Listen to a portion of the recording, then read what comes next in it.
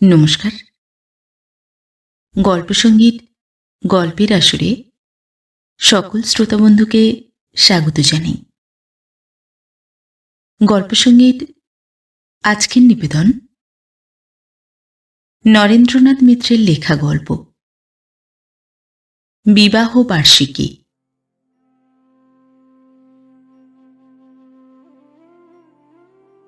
স্বামী স্ত্রীর মধ্যে জল্পনা কল্পনা অনেকদিন ধরেই চলছিল। বিকাশ আর নন্দা তাদের বিয়ের 10ম বার্ষিকী উৎসব এবার ঘটা করে যাপন করবে। গরজটা বিকাশের চেয়ে নন্দারই বেশি। নন্দার দাদা বৌদি, দিদি জামাইবাবু, সহপাঠিনী বান্ধবীরা সবাই কত নতুন ভাবে তাদের বিয়ের দিনটিকে স্মরণ করে। কেউ কেউ স্ত্রীর জন্য শাড়ি গয়না কিনে নিয়ে আসে, কেউ স্ত্রীকে নিয়ে শহরের বাইরে গিয়ে দিনটি কাটিয়ে আসে। গাড়ি থাকলে গাড়িতে যায়, না হলে ট্রেনে যায়। কেউ বাগান বাড়িতে গিয়ে পিকনিক করে, কেউ বা আত্মীয় স্বজনকে নিজের বাড়িতে ডেকে খাওয়ায়। কতভাবে আমোদ আহ্লাদ করে। ওসব দূরে থাকুক, নন্দা এমন কপাল করে এসেছে যে অ্যানিভার্সারির দিনে ভালো একখানা শাড়িও তার জোটে না। প্রথম 2-4 বছর বিকাশ কবিতার বই আর ফুল নিয়ে আসত। বছর ধরে তাও গেছে। গতবার ছিল বিচ্ছুর অসুখ, তার আগের বার নন্দার নিজেই টাইফয়েডে পড়েছিল। বিবাহ বার্ষিকীর দিনে বন্ধুবান্ধব, ফুল কি ধূপকাঠি কিচ্ছু আসেনি। ডাক্তার আর ওষুধপথ্যই এসেছে। তার আগের বার নন্দা ওই সময়টাই বাবার কাছে কৃষ্ণনগরে ছিল। তার ফলে বিকাশের আর কোনো খরচই হয়নি। খামে একখানা চিঠি পাঠিয়ে দিয়েই স্মরণোৎসব শেষ করেছে। বিকাশ হেসে বলে, দেখো, ওসব বড়লোকের উৎসব, বড়লোককেই মানায়। গরিবের কি ঘোড়া রোগ সাজে? সর্বসাকুল্যে পাই তো 250, তার মধ্যে বাড়ি ভাড়া, দোকানপাট, মাসকাবাড়ি, 2টি ছেলে মেয়ের খোরাক পোশাক, স্কুলের মাইনে, ডিসপেন্সারির ওষুধের বিল মিটিয়ে অ্যানিভার্সারির কথা কি আর মনে থাকে? যদি বেঁচে পড়তে থাকি আর অবস্থাটা ততদিনে ভালো হয়ে যায়, আমরা এক সেন্টিনারি করব। বিবাহ শতবার্ষিকী নামটা যেমন গাল ভরা হবে, উৎসবটাও তেমনই বেশ জমকালো করে করব। নন্দা রাগ করে জবাব দেয়, কষ্ট করে তোমাকে এতদিন অপেক্ষা করতে হবে না। আমার যা স্বাস্থ্য, তাতে 2-4 বছরের মধ্যেই আমি তোমাকে রেহাই দিতে পারবো। তখন ঘটা করে দ্বিতীয় পক্ষ করো। বিকাশ সিগারেটের ধোঁয়া ছাড়তে ছাড়তে গম্ভীরভাবে জবাব দেয়, অত তাড়াতাড়ি কি আর সে ব্যবস্থা করতে পারবো? তার আগে একটা তাজমহল তৈরির ব্যয় আছে না? নন্দা রাগ করতে করতেও স্বামীর কথার ভঙ্গিতে হেসে ফেলে বলে, ইস, আমার কি একজন শাহজাহান রে। তারপর যথারীতি স্বামী স্ত্রীতে সন্ধি হয়ে গেল। বিকাশ বলল, আচ্ছা, তোমাকে এবার একখানা দামি শাড়ি কিনে দেব। নন্দা বলল, কি শাড়ি দেবে? বেনারসি? বিকাশকে হঠাৎ থেমে যেতে দেখে নন্দা ফের হেসে ফেলল। ভয় নেই গো, ভয় নেই। তোমার কাছে সত্যি সত্যি বেনারসিও চাইব না, সিল্ক জর্জেটও চাইব না। তাঁত দাও, মিল দাও, যা তুমি হাত তুলে দেবে তাই আমার ঢের। তবে হাসি মুখে দিতে হবে কিন্তু। সব টাকা একখানা শাড়িতে ব্যয় করে বসবো এমন বেয়াক্কেলে আমি নই। তারপর মাস ভরে নন্দার জল্পনা কল্পনা চলে বিবাহ বার্ষিকীর জন্য বরাদ্দ করা টাকাটা তারা আর কত সার্থকভাবে ব্যয় করতে পারে। নন্দার একবার ইচ্ছা হয় শাড়ি, ফুল, বইটই কেনা ছাড়াও 2-4 জন বন্ধু বান্ধবকে ডেকে খাওয়ায়। গতবার ফাল্গুন মাসে বিথিকা ভবানীপুর থেকে তাদের ম্যারেজ অ্যানিভার্সারিতে নিমন্ত্রণ করেছিল। বিকাশ যায়নি, কিন্তু নন্দা না গিয়ে পারেনি। কবিতার বই আর রজনীগন্ধায় টাকা আড়াই খরচ করেছিল। বিথিকা খাইয়েছিল খুব, পোলাও, মুরগির মাংস, দই, মিষ্টি। অত না খাওয়াতে পারলেও বিথি আর পরেশবাবুকে একবার না বললে কি ভালো দেখায়? আর কিছু না হোক, বন্ধুকে ডেকে যদি ডাল ভাত মাছের ঝোল খাওয়ানো যায় তাতেও শান্তি। কিন্তু এমন স্বামীর হাতেই পড়েছে নন্দা, যার মনে কবিত্ব কল্পনা বলে কোনো পদার্থ নেই। তার কেবল হিসাব আর হিসাব। মার্চেন্ট অফিসের অ্যাকাউন্টেন্টস ডিপার্টমেন্টে আর যেন কেউ দুনিয়ায় কাজ করে না।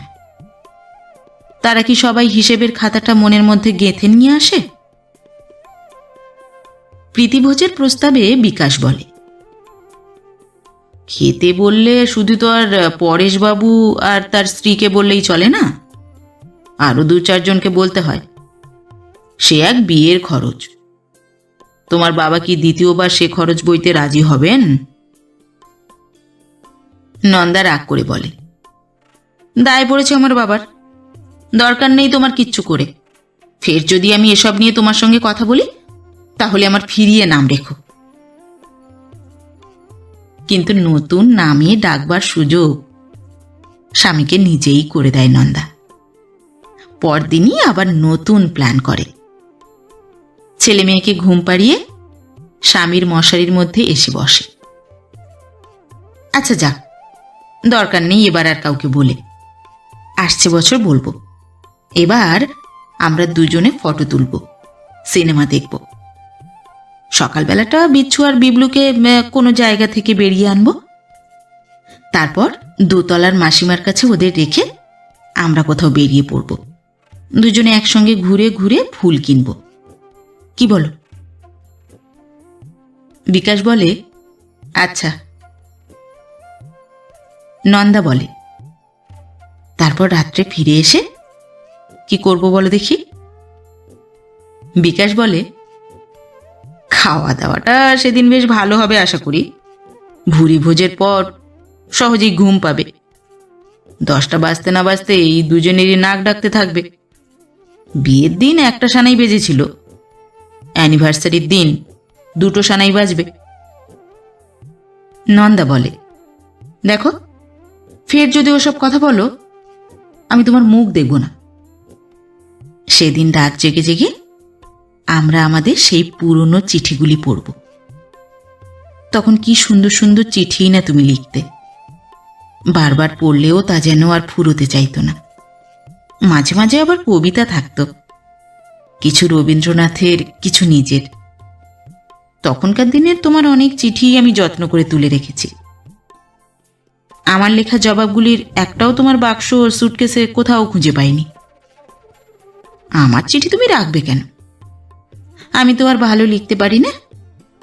যারা পারতো তোমার সেই বান্ধবীদের চিঠি কিন্তু এখনো 2-4খানা আছে।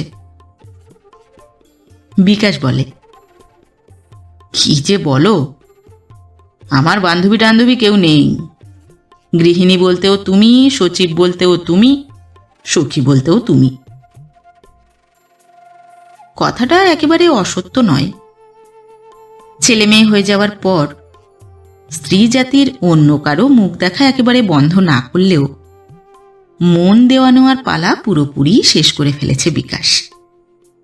বিশ্বাস হন্তার খড়গ নন্দার উপর যে পড়েনি সেজন্যে কৃতজ্ঞ। তার পরিচিত অনেককে এ দুঃখ ভোগ করতে হয়েছে।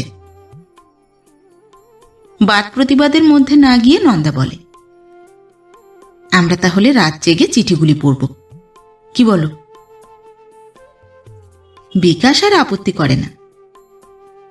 বিয়ের 10 বছর পরে 2টি ছেলের মা হওয়া সত্ত্বেও নন্দা যে এতখানি রোম্যান্টিক থেকে গেছে সে কথা জেনে বিকাশের বরং আনন্দই হয়, বিস্ময়ও নিতান্ত কম হয় না।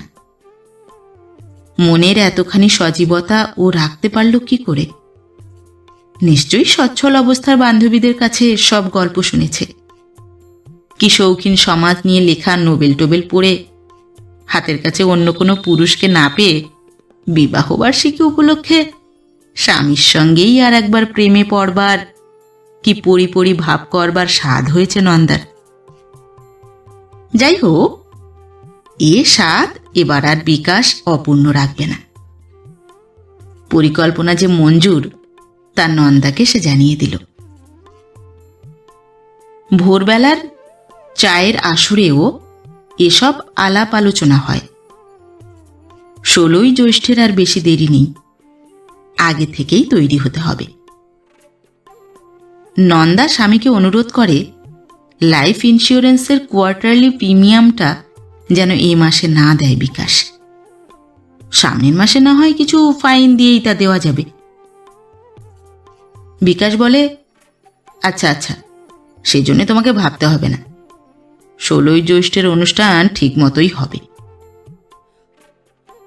বিচ্ছু আর বিবলু গম্ভীর হয়ে বাপ মার আলোচনা শুনে।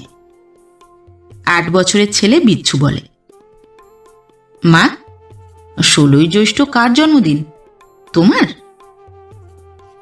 নন্দা বলে, দূর বোকা, বাবার। নন্দা হেসে বলে, দূর, তা নয়। বিচ্ছুর ছোট বোন 6 বছরের বিবলু বলে, দাদাটা বোকা, কিচ্ছু জানে না। বিকাশ হেসে বলে, তুই জানিস? বিবলু বলে, জানি, বিয়ের জন্মদিন, তোমাদের বিয়ের।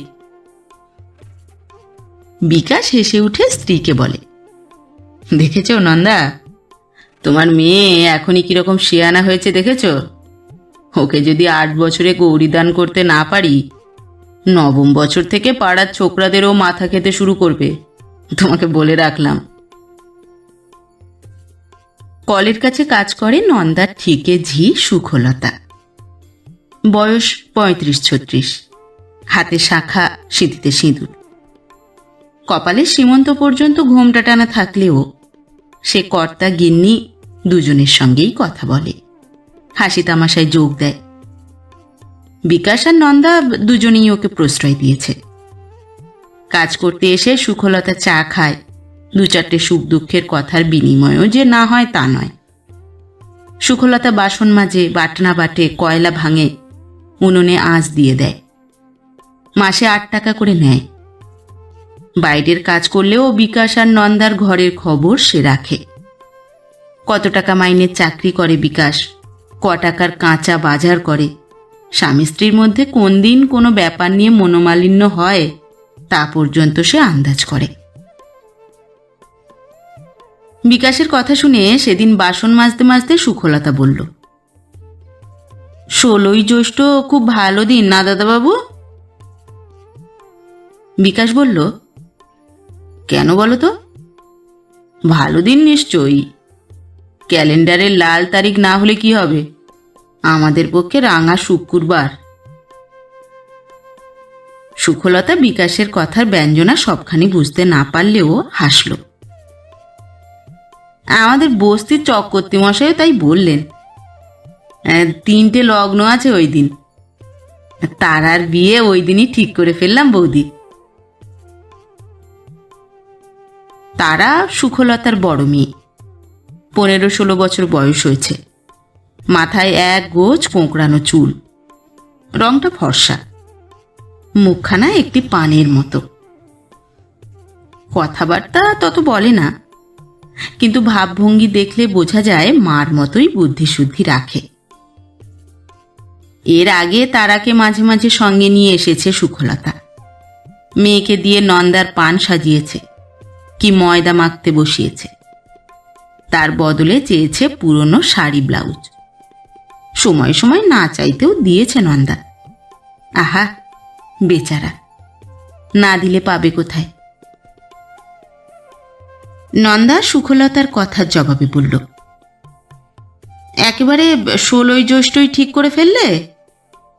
আমাদের কাছে একবার জিজ্ঞাসাও করলে না? বিকাশ পরিহাসের সুরে বলল, কেন, ভালোই তো হয়েছে নন্দা। আমাদের ফাংশনটা না হয় সুখলতার বাড়ি গিয়েই করা যাবে। তোমার মেয়ের বিয়েতে আমাদের নিমন্ত্রণ করবে তো সুখলতা? সুখলতা বলল, কি যে বলেন দাদাবাবু, আপনারাই তো মেয়ের বিয়ে দেবেন। আপনারা না দিলে আমার কি সাধ্য আছে ওই মেয়েকে নামানো? আমারও সাধ্য নেই, তার আর বাপেরও সাধ্য নেই। বুড়ো নিত্যি রোগা, ঘর ধরা হাঁপানির রোগী। আজ 5 বছরের মধ্যে একটি পয়সা উপায় করেনি, সব আমাকে দেখতে হচ্ছে। আপনারা না দিলে আমি কোথায় পাবো দাদাবাবু? বিকাশ কিছু বলবার আগে নন্দা বলে উঠল, তাই তো তোমাকে বলছিলাম সুখলতা, আমাদের সঙ্গে পরামর্শ না করে এই মেয়ের বিয়ের তারিখ ঠিক করে ফেললে। এদিকে ওই দিন যে আমাদের একটা বাড়তি খরচ আছে। সুখলতা বলল, তা জানি বৌদি, সেই বাড়তি খরচের মধ্যে দয়া করে একটু হাত ঝাড়বেন, তাহলেই আমার হয়ে যাবে। পুরুত ঠাকুর বললেন দিনটা খুব ভালো। এদিকে পাত্তর পক্ষেরও বেশ গরজ, মেয়ে খুব পছন্দ হয়ে গেছে। তাই আর দেরি করলাম না বৌদি। সুখলতার মেয়ের বিয়ে আর নন্দার বিবাহবার্ষিকীর দিন একই সঙ্গে এগিয়ে আসতে লাগলো। তোড়জোড় কোনো পক্ষেরই কম নয়। নন্দা মনে মনে ঠিক করল এদিনের সব খরচটা স্বামীর ঘাড়ে ফেলবে না। কাগজ বিক্রি করা টাকা যা সঞ্চয় করেছে তা তো নন্দার নিজেরই সম্পত্তি, তা এই উপলক্ষে ব্যয় করবে। গোপনে গোপনে আরও 5-7 টাকা যা জমিয়েছে তাও এই দিনের কল্যাণে ভাঙলে দোষ নেই। কিন্তু সুখলতা ভারী অবুঝ মেয়ে মানুষ, তার দাবি দেওয়ার যেন আর শেষ নেই। সে বাটনা বাড়তে বাড়তে এক মুখ হেসে বলল, বৌদি, তারাকে কি দেবেন বলুন? নন্দা চুপ করে রইল। সুখলতা বলল, তারাকে কিন্তু একখান জিনিস দিতে হবে, হাতের হোক কানের হোক, একখানা জিনিস আপনারা দেবেন। সারা জীবন আপনাদের দয়া মনে করে রাখবো বৌদি। নন্দা বলল, অসম্ভব, এ মাসে আমি কিছুই খরচ করতে পারবো না, তা তোমাকে আগেই বলে দিয়েছি। এ মাসে আমার নিজেরই খরচের সীমা নেই। সুখলতা তখন বলতে আরম্ভ করল, ঘোষালরা কিন্তু কানের দুল দিয়েছে বৌদি। নন্দা বিরক্ত হয়ে বলল, তা দিক গিয়ে, যার যা সাধ্য সে তাই দেবে, আমার নেই কোত্থেকে দেব? শুধু ঘোষালরা নয়, দত্তরা, মুখুজ্জেরা, চৌধুরীরা সবাই দামি দামি জিনিস দিয়েছে, কি দিতে চেয়েছে সুখলতাকে। কেউ চুড়ি, কেউ দুল, কেউ সিল্কের শাড়ি, কেউ বা বাসন কোসন। এদের কোনো কোনো বাড়িতে নতুন কাজ নিয়েছে সুখলতা, কোনো বাড়িতে কাজ খুবই সামান্য, শুধু স্বামী স্ত্রীর 2খানা বাসন মেজে দেওয়া। তা সত্ত্বেও সুখলতার কন্যাদায়ে তারা যথেষ্ট সাহায্য করছেন। নন্দারা পুরনো মনিব হয়ে যদি এমন বিমুখ হয়, তাহলে সুখলতার মতো গরিবরা দাঁড়ায় কোথায়? কিন্তু নন্দা কিছুতেই বেশি প্রতিশ্রুতি দিল না। সে বলল, পুরনো শাড়ি ব্লাউজ তুমি কম নাওনি আমার কাছ থেকে, তারপর ধার বলেই হোক আর বকশিস বলেই হোক ফি বছরে 20-25 টাকা করে বেশি নিচ্ছ। তোমার মেয়ের বিয়েতে আলতা আর তেল সাবানের খরচ বাবদ 5টা টাকা আমি ধরে দিতে পারি, তার বেশি এ মাসে কিছুতেই দিতে পারবো না। সুখলতা বলল, তাহলে আপনি ধান দুব্বা দিয়েই তারাকে আশীর্বাদ করবেন বৌদি, আর কিছু আপনার কাছে চাইব না। স্পর্ধা দেখো ঝিঝা করে। নন্দা ভাবল তখনই ওকে বিদায় করে দেয়, কিন্তু ঠিকে ঝি সুলভ নয়, তাই মনের রাগ মনেই চেপে রাখতে হলো। বিকাশ স্ত্রীকে আড়ালে ডেকে বলল, এক কাজ করো না, ভাঙা চোরা সোনা যদি কোথাও থাকে ওকে বের করে দাও, যা হোক কিছু একটা তৈরি করিয়ে নেবে। নন্দা বলল, থাকলে তো দেব। বিয়ের পর কত গয়নাগাটি তুমি আমাকে গড়িয়ে দিয়েছ, জানা আছে মুরত। বলে একখানা শাড়ি কিনে দিতে বললে প্রাণ ফেটে যায়। বিকাশ আর কথা না বাড়িয়ে অফিসে চলে গেল। সুখলতা অবশ্য ধান দুর্বার ভরসায় রইল না। নন্দার কাছ থেকে 5 টাকাই হাত পেতে নিল। বিকাশ নিজের পকেট খরচ থেকে গুনে আরও 5 টাকা দিল সুখলতাকে। কিন্তু তাতেও কি ওর মন ওঠে? মুখে কিন্তু খুবই ভদ্রতা করল সুখলতা। মিষ্টি হেসে বলল, যাবেন কিন্তু দাদাবাবু, ছেলে মেয়েদের নিয়ে একবার গিয়ে পায়ের ধুলো দিয়ে আসবেন বৌদি, আশীর্বাদ করে আসবেন তার আগে।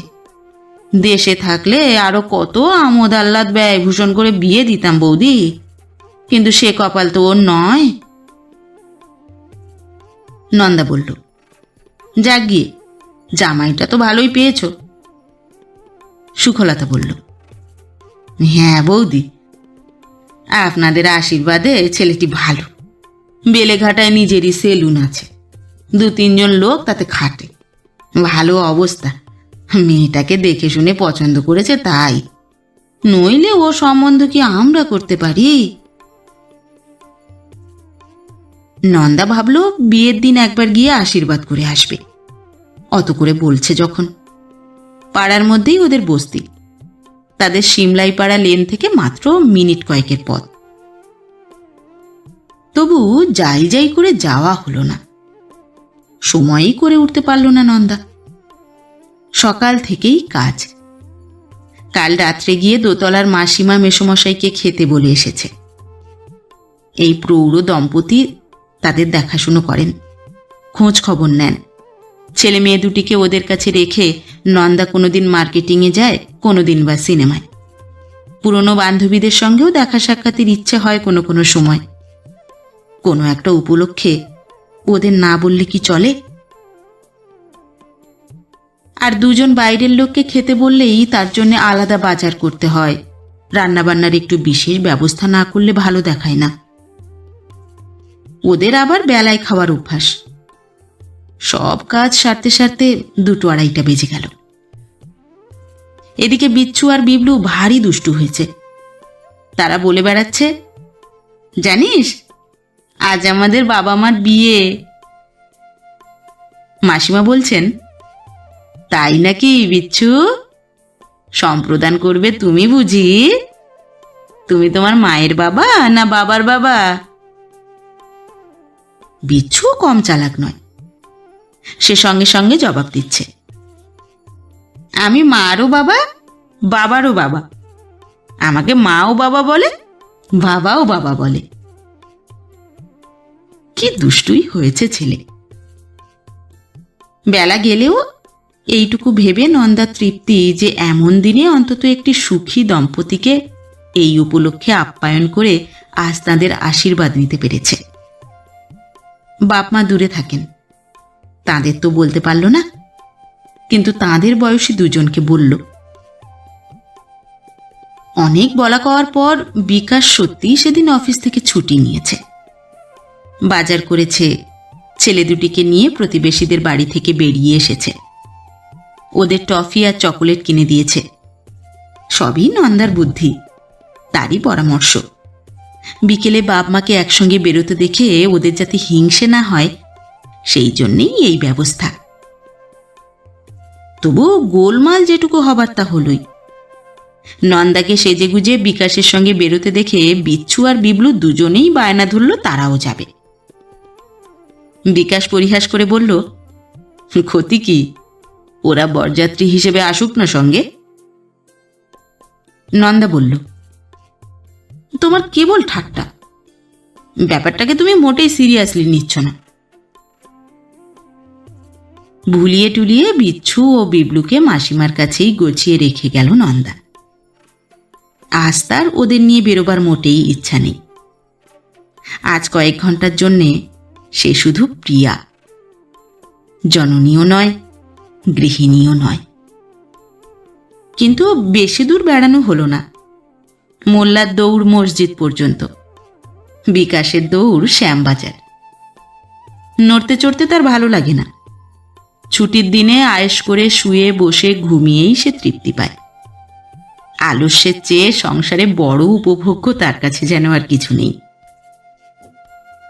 তবু অনেক আশ্চর্য কাণ্ড করল বিকাশ।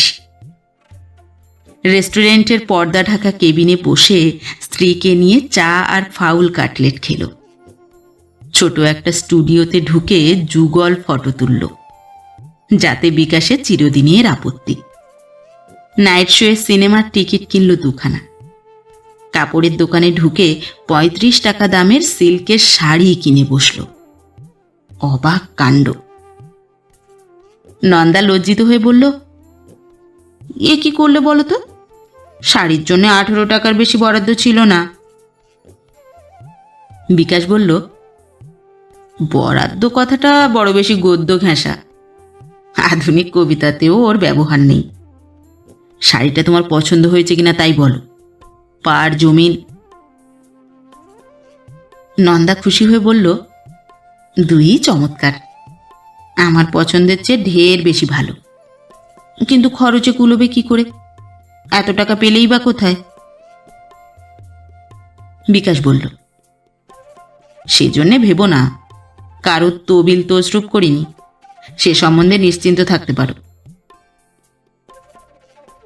নন্দা বলল, কিন্তু আমি তো তোমাকে কিছু দিলাম না। বিকাশ আবৃত্তির সুরে বলল, গ্রহণ করেছ যত, ঋণী তত করেছ আমায়। তোমরা তো নেওয়ার ভিতর দিয়েই দাও। তবু 4 আনা দিয়ে একটি বেল ফুলের মালা কিনে নিল নন্দা। তারপর ওরা বাড়ি ফিরল। ছেলে মেয়েদের খাইয়ে ঘুম পাড়িয়ে মাসিমাকে পাহারায় রেখে ওরা 9টা শোয়ে সিনেমা দেখতে যাবে। টিকিট তো কাটাই আছে, 10-12 মিনিট দেরি হলেও কিছু এসে যাবে না। বাসায় পৌঁছে নিজের শোবার ঘরে এসে মালা গাছটি স্বামীর গলায় পরিয়ে দিতে যাচ্ছিল নন্দা। বিকাশ বাধা দিয়ে বলল, এখন না, পরে। আজ তো একই সঙ্গে বিয়ে, বাসি বিয়ে আর ফুলসজ্জা। ফিরে এসে ধীরে সুস্থে সব সারব। এবার ছেলে মেয়েদের ভোজন পর্বটা আগে সেরে ফেলো। তাই সারল নন্দা। খাওয়াবার পর ওদের ঘুমোবার ব্যবস্থা করল। মাসিমাকে আর একবার অনুরোধ করলো ওদের দিকে চোখ রাখতে।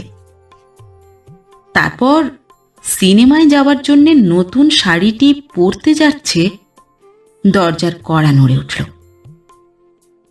কে? আমি, মনমোহন। সুখলতার সেই বুড়ো স্বামী হাঁপানির রোগী মনমোহন হাঁপাতে হাঁপাতে এসেছে। এর আগেও 2-1বার টাকা চাইতে কি স্ত্রীর কাজ কামাইয়ের কৈফিয়ত দিতে এ বাড়িতে এসেছে মনমোহন। বিকাশ ওকে চেনে। পুঁজো কুদর্শন চেহারা, একবার দেখলে আর ভোলা যায় না। বিকাশ দোরের কাছে দাঁড়িয়ে বলল, কি ব্যাপার, তোমার মেয়ের বিয়ে হয়ে গেছে? না বাবু। কেন, বর আসেনি? মনমোহন সব খুলে বলল। বর এসেছে, তবু সমস্যা মেটেনি। কারণ বিভ্রাট বর নিয়ে নয়, শাড়ি নিয়ে। লাল রঙের যে দামি শাড়িখানা সুখলতার পিস্তুত ভাই অমূল্য ধনের দেওয়ার কথা, তার পাত্তা পাওয়া যাচ্ছে না। সে পালিয়েছে। এই রাত্রে চেতলা থেকে তাকে আর খুঁজে আনা সম্ভব নয়। এদিকে দোকানপাট সব বন্ধ হয়ে গেছে, বাড়তি টাকাই বা কোথায়? ভালো শাড়ির অভাবে বিয়েই বন্ধ হতে বসেছে। বিকাশ বলল, নতুন লাল পেড়ে যে কোনো একটা শাড়ি পরিয়ে বিয়ে দিয়ে দাও। মনমোহন কাতরভাবে বলল, তা দেওয়ার উপায় নেই বাবু। বরের কাকা বড় শিয়ানা, সে ঘটি বাটি শুদ্ধ সব জিনিস মিলিয়ে নিচ্ছে। এক চুল এদিক ওদিক হলেও ভাইপোর বিয়ে দেবে না। আমার জান যাবে বাবু। একখানা নতুন কাপড় আমাকে দিতেই হবে। বিকাশ ফিরে এলো ঘরে। স্ত্রীর কাছে এসে বলল, কি ব্যবস্থা করা যায় বলো দেখি, শুনেছ তো সবই। নন্দা বলল, শুনেছি, কিন্তু এক বর্ণ বিশ্বাস করিনি। সুখলতা জানে আজ আমার শাড়ি আসবে, তাই ছলে বলে সেখানে আদায় করে নিতে এসেছে। ওরা ঠক, জোচ্চোর, বদমাস। আমি ওদের কথা এক বিন্দুও বিশ্বাস করি না।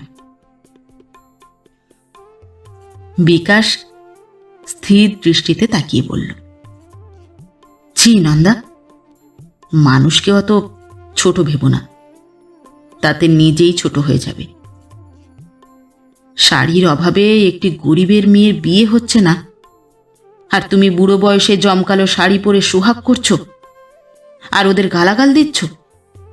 মজা মন্দ নয়। নন্দা চিৎকার করে উঠল, চুপ চুপ করো। তোমার দরদ যে কি জন্য তার আমার টের পেতে বাকি নেই। আমি বুড়ি? তুমি তো চিরযৌবনের দখলি সত্ত্ব নিয়ে এসেছ। যাও, তাই ভোগ করো গিয়ে। আমার কাছে আর তোমায় আসতে হবে না। স্বামীর পাশ কাটিয়ে হাত এড়িয়ে ঘর থেকে বেরিয়ে এলো নন্দা। তারপর মনমোহনের হাতে নতুন কেনা সিল্কের শাড়িখানি নিঃশব্দে তুলে দিল। বিস্মিত মনমোহন কি যেন বলতে যাচ্ছিল। নন্দা তাকে ধমক দিয়ে বলল, যাও, এক্ষুনি চলে যাও, আর কথা নয়। প্রায় শেষ রাত অবধি ঝগড়াঝাঁটি, কান্নাকাটির পালা চলল। নন্দা বারবার বলতে লাগলো, বিকাশের মতো স্বামীর হাতে পড়ে জীবনে একদিনের জন্যেও সে সুখী হয়নি। চিরকাল তার দুঃখে দুঃখে গেল। যতদিন যত রকমের দুর্ব্যবহার তার সঙ্গে করেছে বিকাশ, নন্দা তার ফিরিস্তি দিতে লাগল। বিকাশ বিদ্রুপ করে বলল, তোমার যেমন স্মৃতিশক্তি তেমনি কল্পনা শক্তি। শেষ রাত্রে প্রায় ভোর ভোর সময় স্ত্রীর ঘুমন্ত বিষণ্ণ মুখখানির দিকে চেয়ে বিকাশের বড় মায়া হল। ভিজে চোখ দুটিতে চুম্বন করল। নন্দা চমকে জেগে উঠল। তারপর গভীর অভিমানে নিজেকে ছাড়িয়ে নেওয়ার চেষ্টা করতে করতে বলল, আমাকে ছেড়ে দাও। আমি ছোট, আমি হীন, আমি তোমার যোগ্য নই। কিন্তু বিকাশ কিছুতেই স্ত্রীকে ছেড়ে দিল না, জোর করে ধরে রাখল। তারপর এ ধরনের দাম্পত্য কলহের যা ফল হয়, সেই বাঞ্ছিত পরিণতি হল। মিল হয়ে গেল দুজনের। নন্দা স্বামীর বুকের মধ্যে মুখ গুঁজে পড়ল, একটা কথা বলবো? বলো, রাখবে? বিকাশ বলল, বলো। নন্দা বলল, কাউকে যেন বলো না, আমি শাড়িখানা ওদের রাগ করে দিয়েছি।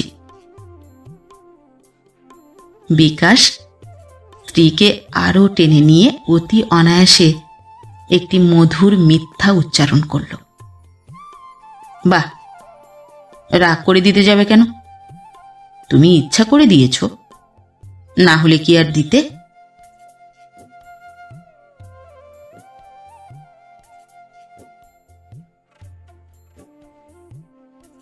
নমস্কার।